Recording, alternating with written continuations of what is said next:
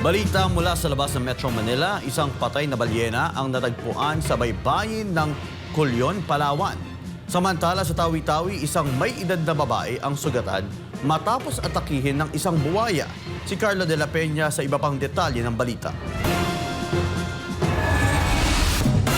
Sa Palawan, isang patay na balyena ang natagpuan malapit sa Montemar, Barangay Burabod, Culyon. Agad na tumugon ang PCSD-DMD Calamian kasama ang Municipal Fisheries and Aquatic Resources Management Council at mga tauhan ng Montemar Agro-Marine Corp upang hilahin at isecure ang bangkay patungo sa Media Banco Island. Tinatayang nasa 8 metro ang haba ng balyena at nasa advanced state of decomposition na, kaya hindi na matukoy ang species nito pati na rin ang posibleng sanhi ng pagkamatay. Dahil sa laki ng balyena at matapos masigurong walang nakatira sa pinagdalhang isla, pinayagan na lamang itong mabulok ng natural sa halip na ilibing pa. Sa Cebu, isang landslide ang tumama sa bahagi ng Barangay Manipis sa Talisay City pasado alas 5 ng umaga ngayong Biyernes. Kuha sa video ang pagguho sa Camp 6 kung saan ilang motorista ang nakaiwas sa landslide. Agad na isinara ng City of Talisay Traffic Operations and Development Authority ang bahagi ng Talisay-Toledo Wharf Road para sa clearing operations.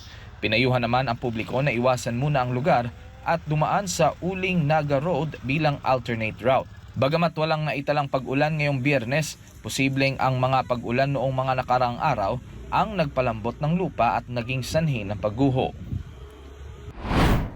Sa Tawi-Tawi, isang 63 anyos na babae ang sugatan matapos atakihin ng isang buwaya sa loob ng banyo ng kanilang bahay sa Barangay Caraha, Panglima, Sugala, Tawi-Tawi nitong Miyerkules ng gabi, Disyembre 10. Ayon sa MDRRMO, pumunta lamang ang babae sa banyo nang bigla siyang sugurin ng buwaya na agad ding tumakas matapos ang pag-atake. Nagtamo ng mga sugat sa kaliwang kamay ang biktima at agad na dinala sa ospital. Ayon sa mga otoridad, high tide umano na mangyari ang insidente. Sa Ilocos Sur, nasamsam ng PNP at PIDEA ang mahigit 53,000 na marijuana plants na nagkakahalaga ng higit kumulang 10 milyong piso sa isang malawakang eradication operation sa nasabing rehiyon.